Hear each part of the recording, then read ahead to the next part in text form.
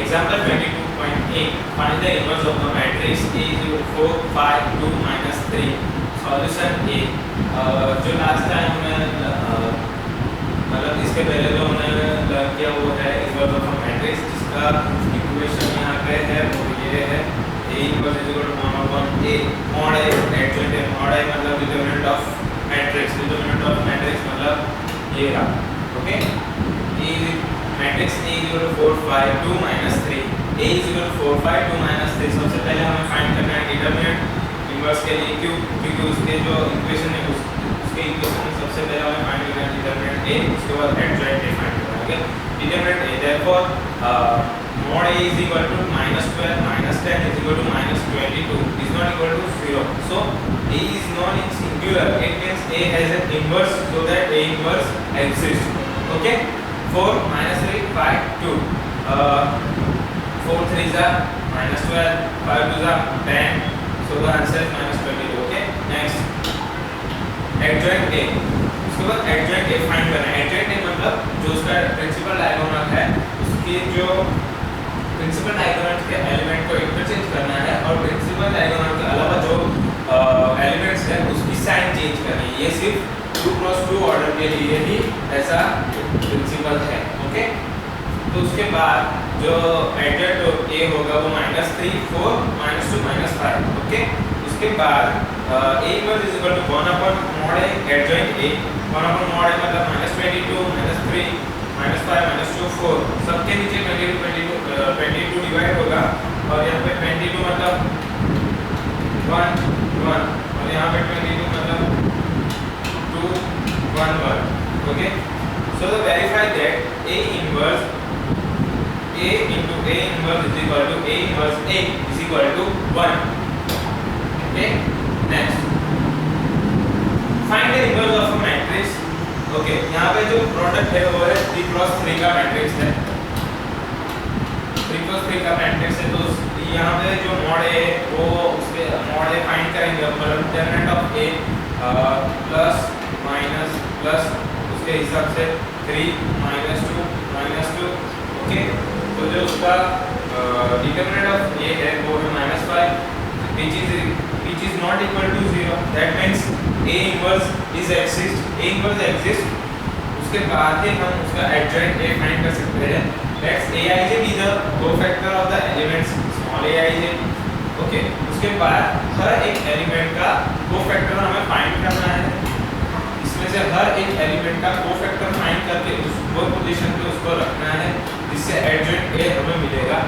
adjoint A find करने के procedure है A11 -1 +1 +1 1 + 1 -1 6 4 -5 -1, मतलब यहाँ पे जो A11 पोजीशन पे है, अगर A11 पोजीशन पे होगा तो ये बराबर, तो ये और ये कॉलम और ये रो डिलीट हो जाएगा। उसके अलावा जो बाकी है उसका डिटरमिनेंट फाइंड करना है, उसका डिटरमिनेंट फाइंड करेंगे तो A11 का हमें कोफैक्टर मिलेगा, जिसको हमें एडजॉइंट में सबसे पहले रखना है। जैसे ही A12 A13 A21 A22 A23 A31 A32 A33 सबको हमें ऐसे मैट्रिक्स ऑफ कोफैक्टर्स में ऐसे अरेंज करना है। उसके बाद एडजॉइंट A हमें मिल जाएगा। ओके,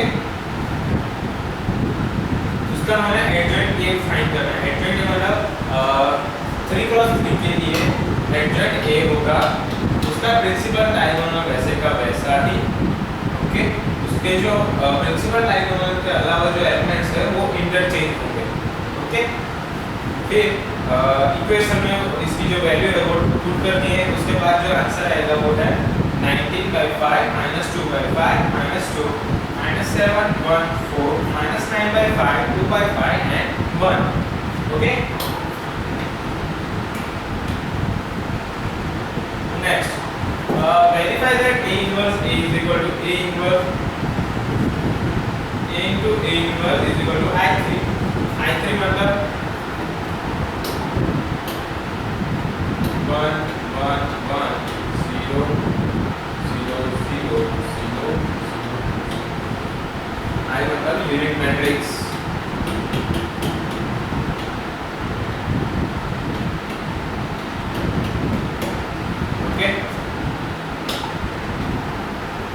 यहाँ पे सब if a is equal to 1 0 2 minus 1 b is equal to minus 2 1 0 minus 1 then find a b whole inverse a b whole inverse मतलब a b सबसे पहले a और b का मल्टीप्लिकेशन फाइंड करना है a और b का मल्टीप्लिकेशन मतलब ये रो को ये कॉलम के साथ मल्टीप्लाई करना है वैसे ही ये रो को ये कॉलम के साथ मल्टीप्लाई करना है उसके बाद ये रो को ये कॉलम फिर उसके बाद ये रो को ये कॉलम ओके जो उसका आंसर आएगा 1 -2 1 -4 3 then mod ab is equal to मतलब determinant of matrix ab is equal to -2 1 -4 3 तो 3 2 -6 4 1 +4 -4 माइनस और उसका ये हमको जो माइनस है उसका minus minus plus 4 is equal to -2 which is not equal to 0 that makes AB whole inverse exist. Let us denote AB by Cij. Let Cij be the cofactor of the element Cij of mod C. Okay? और जो mod C है वो ये है उसका जो cofactor है वो यहाँ पर हमें फाइंड करना है cofactor फाइंड करना मतलब 3 2 3 का पोजीशन चेंज करेगा 4 और 1 की साइन चेंज हो जाएगा okay so the answer is 3 -1 4 -2 फिर हमें इनवर्स का इक्वेशन जो पता ही है c inverse is equal to 1 upon mod c adjoint c -1 by -1 by -2 3 4 -1 -2 okay so the answer is -3 by 2 1 by 2 -2 1 so c inverse is equal to ab whole inverse is equal to answer to find d inverse a inverse first we find b inverse मतलब सबसे पहले b का inverse find करना है b का inverse मतलब सबसे पहले हमें फाइंड करना होगा उसका डिटरमिनेंट अगर 0 नहीं होगा तो उसका इनवर्स है वो पॉसिबल है एग्जिस्ट है उसके बाद हमें उसका कोफैक्टर फाइंड करना है कोफैक्टर को एडजॉइंट में कन्वर्ट करना है एडजॉइंट में कन्वर्ट करने के बाद सभी वैल्यू को इनवर्स का जो इक्वेशन उसके अंदर डालना है उसके बाद जो आंसर मिलेगा वो है इनवर्स का आंसर ओके वैसे ही a का सबसे पहले डिटरमिनेंट फिर कोफैक्टर फिर उसका एडजॉइंट फिर उसके बाद वैल्यू को पुट करना है जो आंसर आएगा वो ये आएगा ओके वैसे ही b inverse into a inverse तो हमें b इनवर्स और a इनवर्स मिल चुके हैं तो उसको सिर्फ मल्टीप्लाई करना है मल्टीप्लाई कैसे करना है row column row column row column row column तो उसका आंसर आएगा -3 by 2 1 by 2 -2 1 from equation 1 to we find that AB whole inverse is equal to B inverse A inverse is equal to -3 by 2 1 by 2 -2 1 hence AB raised to inverse AB raised to -1 is equal to B -1 A -1 okay so check your progress ये 2 या 4 mark के जो exam में sums आते हैं उसमें से ये सम्स भी आते हैं वेरीफाई करके जो है उसको वेरीफाई करना है सेम प्रोसीजर है सबसे पहले हमें होल का जो है वो फाइंड करना है जैसे कि ए बी का होल सी होता है तो उसको हमें सबसे पहले ए और बी का मल्टीप्लाई करके उसको फाइंड करना है ठीक है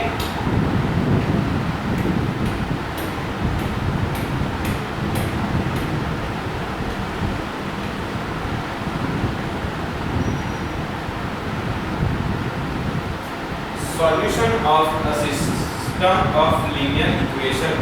In linear classes, you have learned how to solve linear equation in 2 or 3 unknowns simultaneous equation. In solving such system of equation, you use the process of elimination of variables. Elimination जो हम delete करते हैं row और column तो उसको बोलते हैं elimination. When the number of variables involved is large, such elimination process because tedious.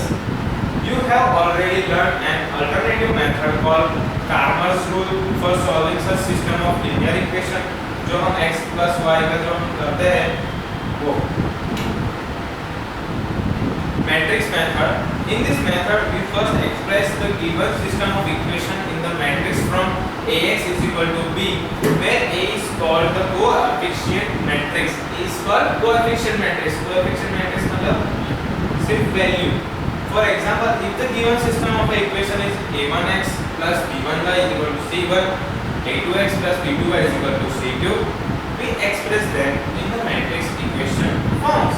Okay, हमें उसे मैट्रिक्स फॉर्म में लिखना है, जैसे कि a1 उसके बाद a2 a1 उसके बाद b2, इसको एक जगह पे x y फिर इज इक्वल टू करके c1 c2, ठीक है। जो यहाँ पे इसको बोलते हैं a, उसको बोलते हैं x और उसको बोलते हैं b। So the basic simple जो उसका इक्वेशन है जो आ गया, ये सिर्फ 2x2 प्रोडक्ट के लिए है, 2x2 ऑर्डर के लिए है। उसके बाद जो आएगा वो है 3x2 का, उसमें है ये 3 इक्वेशन और ठीक है।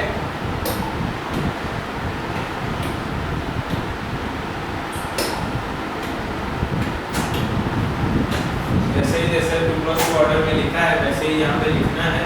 उसके बाद proceeding to find the solution, we check whether the coefficient matrix A is non-singular or not if A is singular then mod A is equal to 0, hence A inverse does not exist। जो अगर determinant of A वो 0 आता है तो उसका जो inverse है वो एग्जिस्ट नहीं करता, वो फाइंड नहीं कर सकते। Okay, this method does not work. Consider equation Ax is equal to B where A 2x2 order के लिए है, their mod A is not equal to 0, so that when a1 b2 minus a2 b1 is not equal to 0, we multiply the equation ax is equal to b। यहाँ पे जो equation है वो है ax is equal to b with a inverse on both side and get a inverse को both side ax is equal to b के साथ multiply करते हैं, जिसकी फाइंड करते हैं हम a1 a inverse a is equal into x is equal to a inverse b, Ix is equal to A inverse B, x is equal to A inverse B, because A inverse A is equal to I, unit matrix। Okay, जैसे हम find करते हैं A inverse की value कैसे, A upon determinant of matrix into adjoint A। Okay, x is equal to determinant of matrix और जो A है वो A inverse की पोजीशन में यहाँ पे, और b का जो वैल्यू है वैसे का वैसे ही A इनवर्स की वैल्यू है ये। उसके बाद x y ये है A इनवर्स, जो उसका इक्वेशन है वो है ax is equal to b। हमें x फाइंड करना है, इससे a का हो जाएगा, a यहाँ पे मल्टीप्लाई में है उधर जाएगा तो डिवाइड करना है, जैसे कि A inverse b। A inverse का मतलब है A inverse is equal to 1 upon a। Okay, जैसे ही x y यहाँ पे जो उसकी वैल्यू रहती है उसके हिसाब से जो होगा वो है b2 c1 minus b1 c2, b1 b2 minus b2 b1 और minus a2 c1 plus a1 c2, a1 b2 minus a2 b1। So the value of x and y ऐसे डायरेक्टली इक्वेशन में वैल्यू करते हैं कि हम कर सकते हैं, सिर्फ 2x2 ऑर्डर के लिए है। ये जो सम है वो आपको एग्जाम्पल में जो सबसे ज़्यादा मार्क के सम्स आते हैं उसमें आएगा, जिसकी वैल्यू होगी 6 मार्क्स।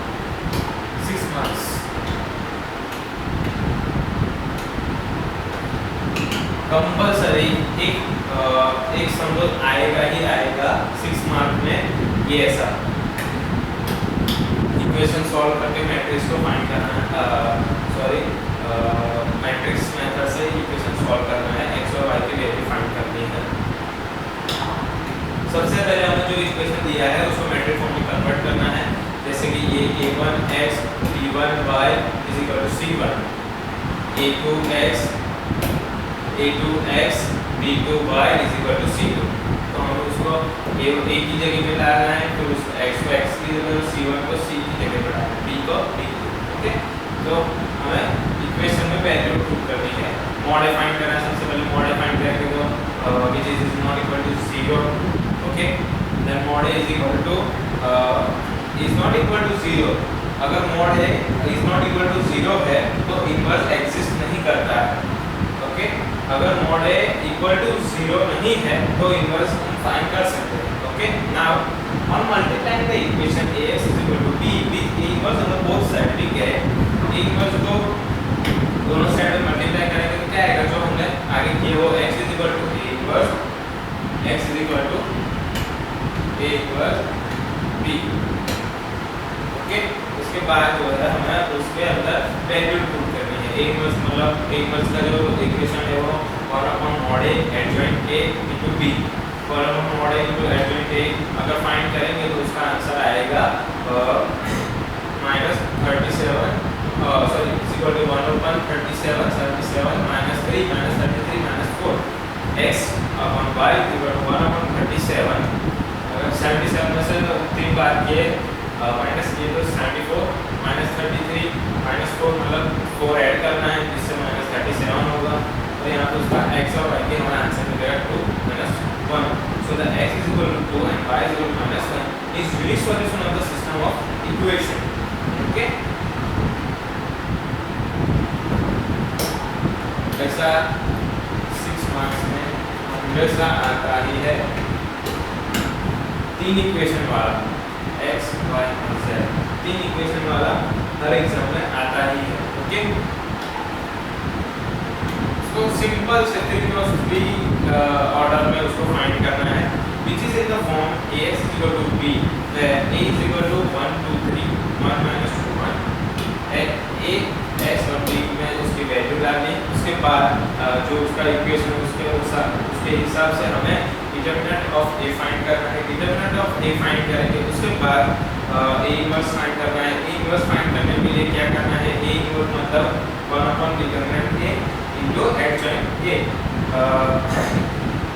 यहाँ पे जो डिटरमिनेंट a है वो हम adjoint a कैसे फाइंड करेंगे, डायरेक्ट मतलब डिटरमिनेंट a है जो ये है उसमें से जो प्रिंसिपल डायगोनल है वो वैसे का वैसा ही रहेगा, उसके अलावा जो एलिमेंट है वो इंटरचेंज हो जाएंगे. ठीक है, ओके.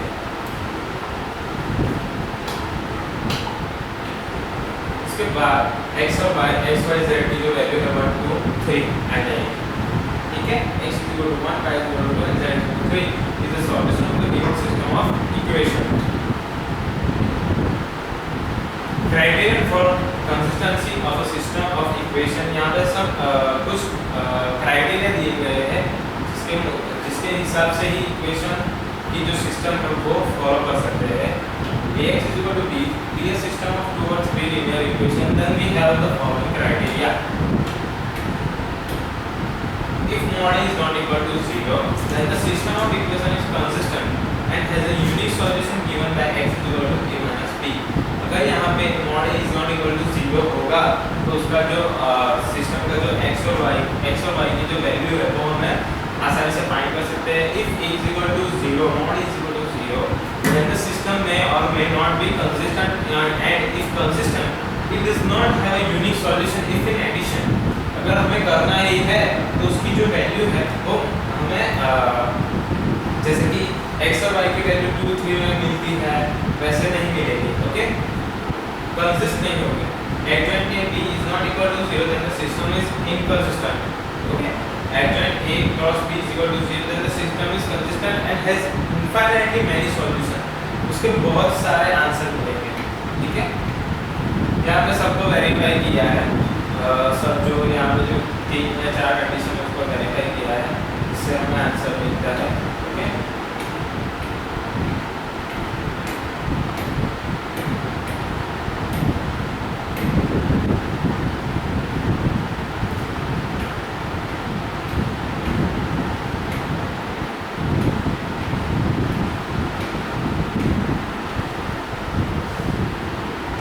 यहाँ पे देखो, यहाँ पे जो मॉड है उसकी वैल्यू 0 आती है तो उसका जो adjoint b a और b है वो is not equal to 0 है. thus the given system of the equation is inconsistent, मतलब उसका आगे कोई भी आंसर नहीं मिल सकता. Okay, matrix function can be written as equal to यहाँ पे भी मॉड है is equal to 0 है, adjoint a है तो उसके बाद जो also adjoint a into b है वो 0 है. the given system has an infinite number of solutions. उसके बहुत सारे आंसर मिलेंगे. Let us now consider another system of linear equation where mod n is equal to 0, adjoint a into b is not equal to 0. Consider the following system of the equation: x plus 2y plus z is equal to 5, 2x plus 5 plus 2z is equal to minus 1, x minus 3 plus z is equal to 6. तो जब हम solve करते हैं ये in equation को matrix method से, तो उसका जो आंसर आएगा वैसा 1/0 which is undefined. उसको हम डिफाइन ही नहीं कर सकते कि कैसे लिखते हैं. अगर 1/0 तो हम उसे कैसे लिखते हैं 1/0 0/0 minus 0. The given system of a linear equation will have no solution. Okay, thus we find that if mod is equal to 0 and adjoint a b is not equal to 0, then the system of equation will have no solution. अगर यहाँ पे mod a और 0 की value और adjoint a into b is not equal to 0 है, तो equation की value मिलती ही नहीं है, उसका कोई आगे सॉल्यूशन ही नहीं होता है. नेक्स्ट, जो यहाँ पे हमने सब किया है उसका सब समराइज यहाँ पे है. If mod is not equal to 0 and adjoint a cross b is not equal to 0, then the system of equation will have non-zero unique solution. Non-zero unique solution. Okay, mod a is not equal to 0 and adjoint ab is equal to 0, then the system of unique will have trivial solution. If a is equal to 0 and adjoint a into b is equal to 0, then the system of equation will have infinitely many solution. बहुत सारे answer मिलेंगे x और y के. और if mod a is equal to 0 and adjoint a b is not equal to 0, then the system of equation will have no solution in consist. कोई answer ही नहीं मिलेगा इसमें आगे कुछ हो ही नहीं. अगर हम करने जाए तो बहुत सारा डिफिकल्टी जैसा हो जाएगा. Check your progress.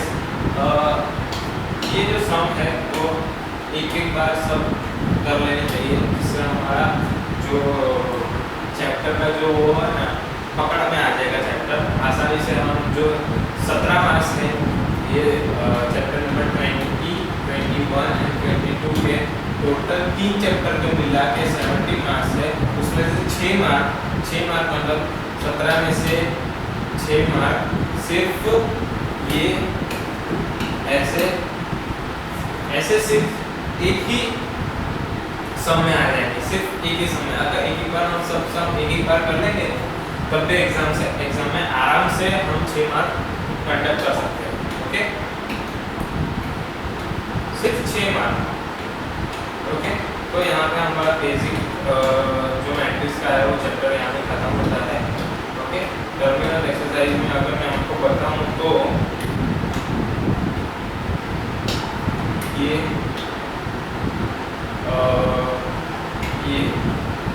और ये तीन कर लेना एक बार ये जो तीन इक्वेशन वाले जो सम है, 3 इक्वेशन सम में ये है वो सम कर लेना, तो 6 मार्क्स तो आराम से आ जाएंगे. यहाँ पे तो ये है फाइंड द लैम्ब्डा. ओके, सबसे पहले हमें ये इक्वेशन को ऐसे राइट करना होगा. -4 5x minus 2y minus 1 is equal to 0. Sorry, minus 1 is equal to plus 1.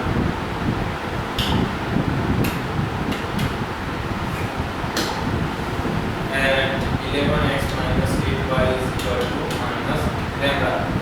जहाँ पर जरूर नहीं वहाँ पे लैम्बडा की वैल्यू डालनी ही नहीं है, वहाँ पे वैसे का वैसे इक्वेशन ही डाल देना है.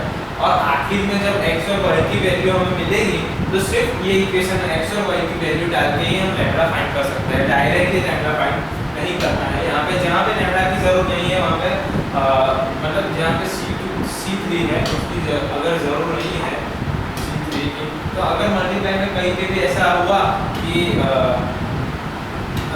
8C3 तो उसको सिर्फ मल्टीप्लाई करके सिंपल C3 ही लिखना है. और आगे जाके x और y की हमें वैल्यू मिलने ही वाली है. सम जैसे कि हम जो स्टेप बाय स्टेप हम करेंगे तो हमें आगे x और y की वैल्यू मिलने ही वाली है. तो सिर्फ बेसिक x और y की वैल्यू यहाँ पे 2 और एक आई 421 42 minus 8 plus lambda is equal to 0. Okay, तो ये अगर लैम्बडा प्लस है वहाँ पे जाएगा तो minus lambda is equal to 36 और यहाँ पे 36 प्लस है, ये माइनस इधर आया तो माइनस मतलब lambda is equal to minus 36 basic answer आ जाएगा। Okay,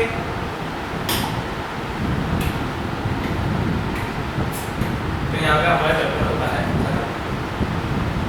today we are going to start with chapter number 30 integration. In this previous lesson you have learned the concept of derivation of a function.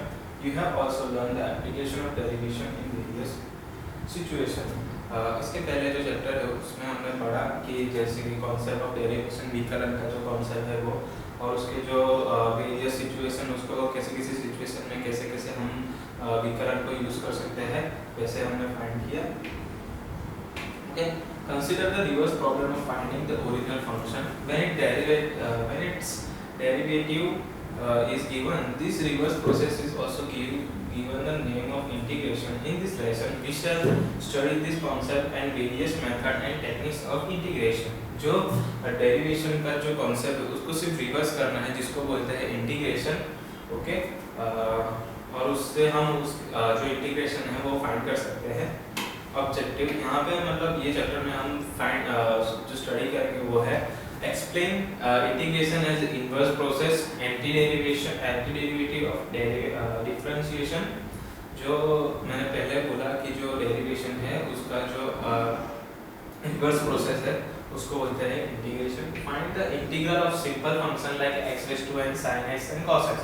जो sin x है cos x है और जो simple x है उसका जो integration है वो सबसे पहले फाइंड करेंगे। उसके बाद sec square x cos x square x sec x tan x cos x and cos x cot x और 1 upon x e raised to x etc. State the following relations। जो following है जो जैसे कि integral of f of x plus or minus g of x dx is equal to integral f of x dx plus or minus integral g of x dx integral of plus or minus kf into kf of x dx is equal to plus or minus k integral f of x dx। Find the integral of algebraic, trigonometric, inverse trigonometric and exponential function।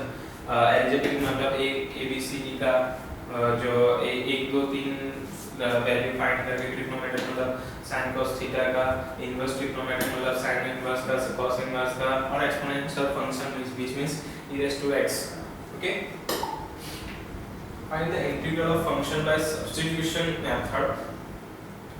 Evaluate integral of the type d by dx upon x square plus or minus a square, dx upon a square minus x square, integral of dx upon under root x square plus or minus a square, integral of under root a square minus x square, integral of dx by ax square plus dx plus c। उसके हिसाब से सबकी जो value है वो find करके हम लोग इस सब के जो इंटीग्रल है वो फाइंड करेंगे। Okay, next derive and use the result। जो हमें फाइंड करेंगे जो हम फाइंड करेंगे उसके हिसाब से हमें रिजल्ट को डिफाइन करना है। State and use the method of integration by parts. Next evaluate integral of the type. ये सब टाइप के हमें जो इंटीग्रल है उसको इवैल्यूएट मतलब उसको हमें फाइंड करना है, उसका जो आंसर है वो। Okay, derive and use the result। ये जो हमें रिजल्ट मिलेगा उसको हमें कैसे यूज करना है वैसे हम फाइंड करेंगे। Integrate rational expression using partial fraction. Okay,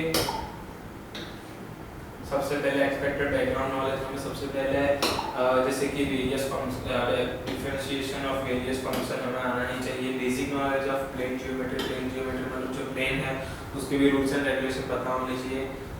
factorisation of algebraic expression, algebraic expression मतलब इसका प्लस बी स्क्वायर, जैसे जो इक्वेशन है वो हमें मालूम होना चाहिए। Knowledge of fine verse trigonometric function, हमें ट्रिग्नोमेट्रिक के सब फंक्शन मालूम होनी चाहिए। साइन कॉस थीटा उसका जो इन्वर्स है वो साइन का कॉस है ऐसा है। ओके, कॉस का सेक और tan का cot. Integration linearly means summation। Consider the problem of finding area of region ALMB as shown in figure 30.1। Integration मतलब जो पॉइंट दिया है उसके बीच का जो है वो पूरा एरिया को जो फाइंड करता है, समझ करता है, उसको हमें इंटीग्रल बोलते हैं। we will try to find this area by some practical method, but that may not help every time. हम इसे प्रैक्टिकली भी कर सकते हैं, पर हर टाइम वो प्रैक्टिकली सॉल्व नहीं हो सकता। Okay, to solve such a problem we take the help of integration of area. Integration of area मतलब डायरेक्टली जो एरिया है उसका इक्वेशन से हम इंटीग्रेशन के बाद उसको वो इक्वेशन में सिर्फ वैल्यू ही डालते हैं, उसके बाद जो हम सॉल्व करते हैं तो पूरा जो एरिया है हम कवर कर सकते हैं। Okay, the figure into small rectangles. Okay, जो हम स्मॉल रेक्टेंगल्स में उसको पार्ट करके, जैसे कि ये इतना एरिया है तो हम उसे ऐसे स्मॉल रेक्टेंगल में फाइंड उसको करेंगे। बाद में एक रेक्टेंगल की जो इक्वल रेक्टेंगल है, एक रेक्टेंगल का फाइंड करने का उसको मल्टीप्लाई करके सर्कल करते हैं, डायरेक्ट में उसका आंसर मिलेगा। ऐसे ही ये तो सिर्फ सिंपल मेथड है। Unless this rectangles are having their width smaller than the smallest possible we cannot find the area. Okay, अगर ये रेक्टेंगल के जो एरिया है वो सबसे स्मॉल होगा तो हम उसे कैसे कंसीडर करेंगे, उसके बाद हमें आंसर नहीं मिलेगा। ओके, तो उसके लिए हमें सबसे पहले this is the technique which Archimedes used 2000 years ago for finding areas, volumes, etc. The name of Newton and Leibniz are often mentioned as the creators of parent day of calculus. Calculus का जो present मतलब अभी के जो find में जो उसका founders है उनमें से सिर्फ न्यूटन और लेविनिस का नाम दिया गया है, पर उसका जो आर्किमिडीज थे जो पहले 1000 इयर्स आगे, वो लोग जैसे कि फाइंड करते थे area. Okay, the integral calculus is the study of integration of function. This finds extensive application in geometry machines, nuclear science and other discipline. जो इंटीग्रेशन फंक्शन है वो हम जियोमेट्री में, मशीन्स में, नेचुरल साइंस में, other discipline में भी हम उसे यूज कर सकते हैं। Okay, next, integration is inverse of a differentiation. Consider the following example: x square divided dx into x square is equal to 2x। यहाँ पे जो है वो विकलन है, यहाँ पे जो है वो है डिफरेंशिएशन किया गया है। यहाँ पे x square जो पावर है उसकी वैल्यू माइनस करके पावर को आगे मल्टीप्लाई करके उसकी वैल्यू सिर्फ एक माइनस करनी है, और sin x का cos x divide dx e raised to x का e raised to x ही है डेरिवेशन। ओके, यहाँ पे जो सिंपल है वो यही है कि जो 2x is a function of obtained by differentiation of x square. X square is called the antiderivative of 2x. X square is called antiderivative of 2x, मतलब 2x का जो antiderivative है वो है x square. ओके, जैसे कि 2x का जो संकलन है वो है x square. Okay, then x square is called the antiderivative of 2x. Cos x is a function of obtained by differentiation of a sin x. Sin x is called the antiderivative of a cos x. Similarly, x is called the antiderivative of ex. Generally, we express the notation of antiderivative in terms of an operation. This operation is called the operation of integration. This जो हम यहाँ पे antiderivative को जो हम direct consider करते हैं, जैसे कि x स्क्वायर का एंटीडेरिवेटिव 2x का एंटीडेरिवेटिव है x स्क्वायर। ओके, ये जो हम लोग ऑपरेशन करते हैं वो ऑपरेशन को हम इंटीग्रेशन कहते हैं। We write integration of 2x is x square and integration of cos x is sin x, integration of ex is e raised to x. तो operation of integration is denoted by the symbol integration। ये जो symbol है वो है integration, संकलन का symbol है। Okay, thus integration of 2x dx is equal to x square, integration of cos x dx is equal to sin x, and integration of e raised to x dx is equal to e raised to x. Okay, remember that dx is symbol which together with symbol integration denotes the operation of integration. The function to be integrated is enclosed between the sin and dx. जो हमें जिसका भी हमें integration find करना है वो सिर्फ ये साइन के अंदर ही हमें लिखना है, ये साइन और इसके अंदर ही बीच के अंदर ही लिखना है। Definition, if d by d x function f of x is equal to f dash x, then f of x is said to be an integral. F of x को हमें इंटीग्रल कहना है और f dash x and is written as integral of f dash x dx is equal to f of x. The function f dash x which is integrated is called the integrand. Okay. Constant of integration मतलब c. If y is equal to x square, then dy by dx is equal to 2x. Then integral of 2x dx is equal to x square. Now consider dy dx x square plus 2 or dy dx x square plus c. where c is an any real constant, real numbers मतलब 1 2 3 4 कुछ भी. Thus we see that integral of 2x is not unique. Integral of 2x is not unique. The different value of integral 2x dx differ by some constant. Therefore integral of 2x dx is equal to x square plus c, where c is called the constant of integration. यहाँ पे जो c है वो है constant of integration. Thus integral of e raised to x dx is equal to e raised to x plus c. Integral of cos x dx is equal to sin x plus c. In general, integral of f of x f dash x dx is equal to f of x plus c. The constant c can take any value. c की value कुछ भी हो सकती है, सिर्फ real constant होना चाहिए. Okay, जो यहाँ पे जो रूल्स जो इक्वेशन है वो याद करने ही पड़ेंगे और आपको 5 या 6 या 10 बार लिख के इसको याद करना है. जैसे कि integral of x raise to m dx मतलब x raise to m plus 1 upon m plus 1 plus c, where n is a constant and n is not equal to -1. Okay, फिर इंटीग्रल ऑफ sin x का minus cos x का sin x square x का tan x cos x square x का minus cot x sec x tan x is equal to sec x and cosec x cot x is equal to minus cosec x. 1 upon under root 1 minus x square का sin inverse x, 1 upon under root 1 minus x square का sin inverse x, वैसे ही 1 upon 1 plus x square का tan inverse x, 1 upon x into under root x square minus 1 इसका sec inverse x, e raised to x dx का e raised to x, a raised to x dx का a raised to x upon log a plus c 1 upon x का log x log mod x मतलब उसकी जो log x में जो value है उसकी वैल्यू है वो होगी ऑलवेज प्लस पॉजिटिव. ओके, और यहाँ पे जो है डी बाई डी एक्स मतलब उसका जो डेरिवेशन है वो दिया गया है. डेरिवेशन मतलब ये जो anti derivative. Okay, a raise to x upon log a का एंटी डेरिवेटिव हुआ, एंटी डेरिवेटिव हुआ a raise to x. Okay, यहाँ पे जो दिया गया है working rule to find the integral of a raised to x, increase the index of x by 1 and divide the result by new index and add a constant c to it.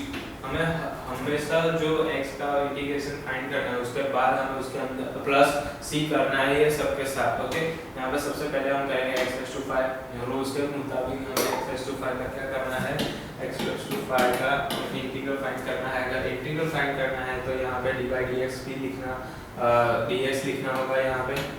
Okay,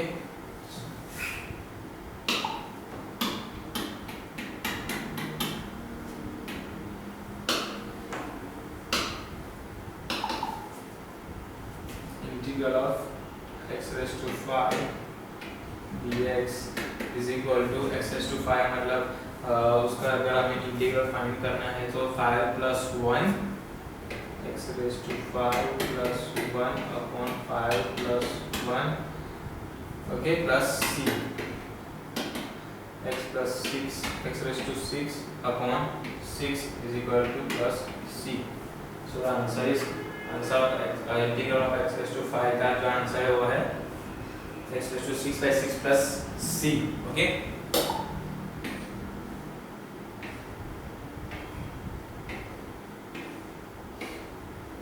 properties of integral. Some properties like if a function can be expressed as a sum of two or more functions, then we can write the integral of such a function as the sum of the integral of the component function. Example, if f of x is equal to x raised to 7 plus x raised to 3, तो x raised to 3 तो हमें सबके साथ integral अलग अलग से करना पड़ेगा। जैसे कि function of f of x, integral f of x dx is equal to integral of whole sum x raised to 7 plus x raised to 3 dx is equal to सबके साथ अलग अलग हमें इसके साथ भी इंटीग्रल करना है और इसके साथ भी हमें इंटीग्रल करना है। तो ऐसे हम लिखेंगे, उसके बाद उसका जो इंटीग्रल आएगा वो हमें ऐसे अलग से ही लिखना है, उसके बाद प्लस c भी करना है। So in general the integral of the sum of two function is equal to the sum of their integrals. Okay, जो हमने आगे ऑब्जेक्टिव में लर्न किया था कि हमें इस चैप्टर में क्या फाइंड करना है, तो ये है जो यहाँ पे फर्स्ट हो गया है। ओके, अगर यहाँ पे ये दो का है इंटीग्रल फाइंड करना है तो इसका भी करना अलग से और इसका भी अलग से करना है। इसकी जो वैल्यू साइन है वो वैसे की वैसे ही रहेगी, उसके बाद हमें लास्ट में प्लस c करना है। ठीक है,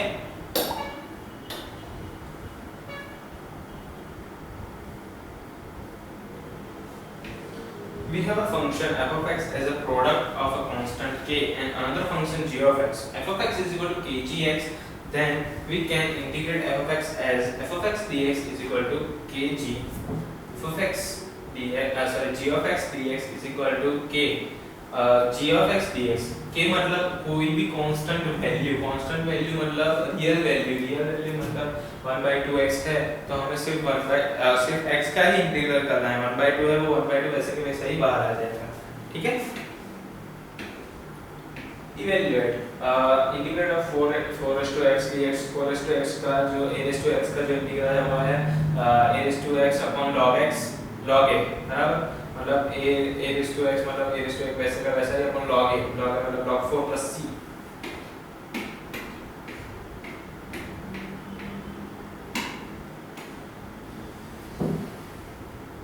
ओके, एग्जांपल है यहाँ पे dx upon cos raised to nx when n is equal to 0, dx upon cos raised to nx। dx upon cos की जो वैल्यू है वो है cos n मतलब 0, n मतलब 0 मतलब cos raised to n मतलब cos raised to 0 मतलब 0 0 की वैल्यू cos 0 मतलब 1, dx by 1 is equal to dx। now dx can be written as x raised to 0 dx। okay, dx is equal to integral of dx is equal to integral of x raised to 0 dx, x raised to 0 plus 1 0 plus 1 plus c is equal to x plus c। okay, पता चला यहाँ पे क्या हुआ। यहाँ पे जो सबसे पहले n अगर 0 है तो हमें n अगर 0 है तो 0 में cos 0 की वैल्यू 1 हुई, मतलब यहाँ पे सिर्फ 1 इंटीग्रल होगा, यहाँ पे कुछ नहीं मतलब x raised to 0 हुआ, x raised to 0 तो यहाँ पे इंटीग्रल ऑफ x का क्या हुआ, x raised to n का इंटीग्रल होता है n plus 1 upon n plus 1। Okay, तो 0 plus 1 upon 0 plus 1 मतलब x plus c। तो द बेसिक इंटीग्रल ऑफ उसका क्या हुआ x plus c। अगर फिर उसके बाद n equal to 2 हम रखेंगे तो dx upon cos raised to nx is equal to dx upon cos raised to 2x। तो cos raised to 2x मतलब या cos का इनवर्स क्या हुआ, सॉरी हाँ cos का इनवर्स क्या हुआ, cos का इनवर्स है sec x, sin का cosec, cos का sec और tan का cot। sin का इनवर्स cosec, cos का sec और tan का cot। तो यहाँ पे cos इनवर्स में है तो उसका इनवर्स क्या होगा, sec इनवर्स sec स्क्वायर। यहाँ पे sec स्क्वायर x क्या इंटीग्रेशन क्या है tan x, तो sec square x tan x is equal to c। तो हम सिर्फ सिंपली मिल गया डायरेक्टली। ठीक है, फिर उसके बाद minus sin square theta plus cos square theta upon sin square theta is equal to d theta is equal to integral of -1 upon sin square theta plus cos square theta is equal to -1, sorry sin square theta plus cos square theta is equal to 1। जो यहाँ पे जो हमने आगे बताया गया था कि हमें कौन सा नॉलेज होना चाहिए, जिसमें नॉलेज है sin square theta plus cos square theta is equal to 1। Okay, तो यहाँ पे sin square theta plus cos square theta is equal to 1 answer किया और अपन में sin स्क्वायर थीटा है। तो अगर sin स्क्वायर थीटा का इनवर्स क्या होगा, sin स्क्वायर थीटा का इनवर्स है cos square theta, sorry sin theta का cos cosec थीटा, तो यहाँ पे directly minus cosec square theta D theta, cosec square theta D theta का इंटीग्रल क्या है, cot थीटा, तो so the answer is cot theta plus c।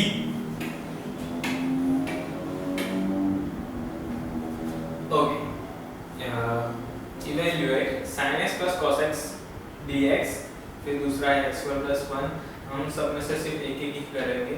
Okay, तो जो ये है रूट वाला करते हैं 1/1 plus x square minus 1/√1 minus x square, √1 minus x square का जो यहाँ पे सिंपल बेसिक इंटीग्रल हमें उसका इक्वेशन हमें जो याद होगा हम डायरेक्टली उसका कर सकते हैं। 1 plus x square का जो इंटीग्रल है वो tan इनवर्स x है और √1 minus x square का उसका minus sin inverse x plus c।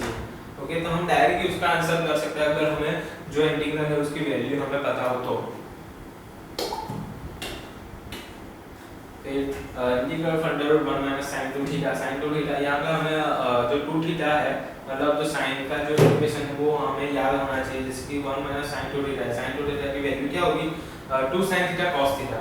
Okay, 2 sin theta cos theta, और यहाँ पे 1 का हम क्या लिख सकते हैं, हम cos theta plus sin square theta, accordingly हमें बनाना पड़ेगा यहाँ पे इक्वेशन, जैसे कि 2 sin थीटा cos थीटा। सो तो हमें a square plus b square का जो हमें जो इक्वेशन है वो यहाँ पे सिंपली हम बना सकते हैं, जिससे हमें मिलेगा sin square theta plus cos square theta is equal to 1। So यहाँ पे sin square theta plus cos square theta is equal to 1 के मुताबिक हमने लिखा, तो so the answer is a minus b whole square. Okay, a minus b whole square का यहाँ पे जो इक्वेशन है वो बना है, जिससे हमें आंसर मिलेगा प्लस और minus cos theta minus sin theta. अगर यहाँ पे स्क्वायर और स्क्वायर रूट कैंसिल होता है तो प्लस और माइनस में हमें वैल्यू मिलती है। Okay, sin is selected depending upon the value of theta। अगर यहाँ पे थीटा की वैल्यू sin और cos में जो इंटरवल्स है उसमें सम इंटरवल्स में cos की वैल्यू प्लस है और सॉरी cos की वैल्यू माइनस है, सम इंटरवल में sin की वैल्यू माइनस है, जिससे के मुताबिक ही हमें थीटा की वैल्यू मिलेगी। Okay,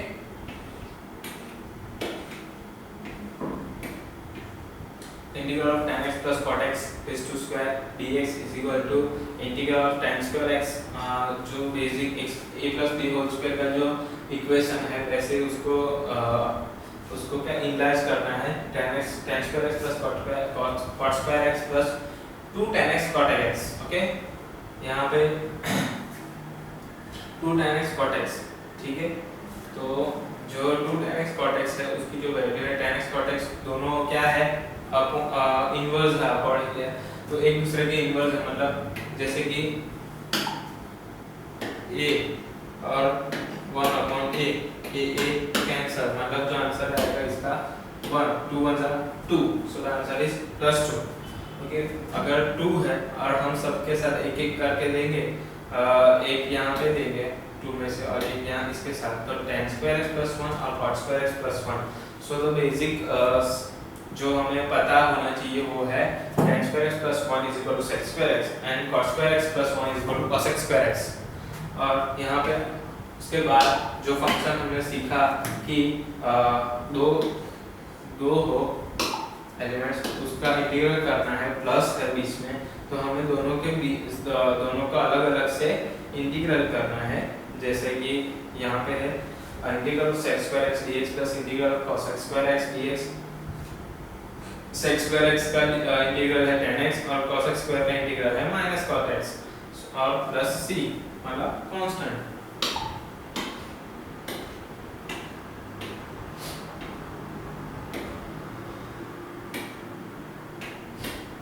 okay, evaluate √x plus 1/√x raised to cube, √x plus 1/√x raised to cube dx is equal to under x का अंडर रूट मतलब x raised to 1/2, basically into 3 करेंगे तो 3/2 हो जाएगा इज इक्वल टू 3/2। यहाँ पे x is equal to 3/2 plus a plus b whole cube का जो इक्वेशन है उसमें हमें वैल्यू डालनी है। Okay, a cube plus 3ab plus 3ba, a cube plus जो उसका जो a प्लस b का जो इक्वेशन है वो है a cube plus 3ab plus 3ba plus b cube. Simple basic value इसकी यहाँ पे पुट की गई है, ओके, जिससे हमें वैल्यू मिलेगी उसकी, ओके। फिर उसके बाद accordingly the law of individual integration का लॉ है, जिससे ये इंटीग्रेशन हम सबके साथ करेंगे, इसके साथ, इसके साथ, इसके साथ, इसके साथ, ओके। तो हमें उसका अलग अलग आंसर मिलेगा, जिसको लास्ट में उसके साथ प्लस सी करके जो हमें डायरेक्ट आंसर मिल जाएगा।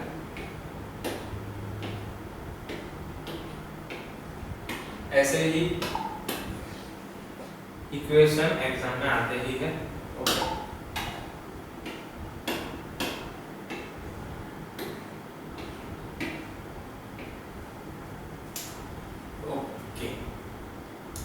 Techniques of integration by substitution. This method consists of expressing integration of function f of x dx in term of another variable, so that the resultant function can be integrated using one of the standard results discussed in the previous lesson. First, we will consider the function of the type f ax plus b is not equal to 0, where f of x is a standard function. f of x is a standard function. यहाँ पे जो sin ax plus b dx, sin ax plus b, ax plus b is equal to t, then a is equal to dt by dx, or dx is equal to dt by a. So sin ax plus b dx, sin t dx, dt by a. Here the integration factor will be replaced by dt. यहाँ पे जो अगर हम यहाँ पे sin t की value sin t में convert करते हैं, तो जो इंटीग्रेशन फैक्टर है dx, वो यहाँ पे t के अनुरूप हो जाएगा dt by a, okay, okay. 1/a sin t dt is equal to 1/a minus cos t plus c. तो cos t की value minus cos ax plus b upon a plus c, okay. वैसे ही हमें आगे उसका value find करना है, जैसे कि x plus b raised to n, x plus b raised to n मतलब x raised to n की जो वैल्यू है वैसी की वैसी यहाँ पे उसको फाइंड करके डालनी है, ठीक है।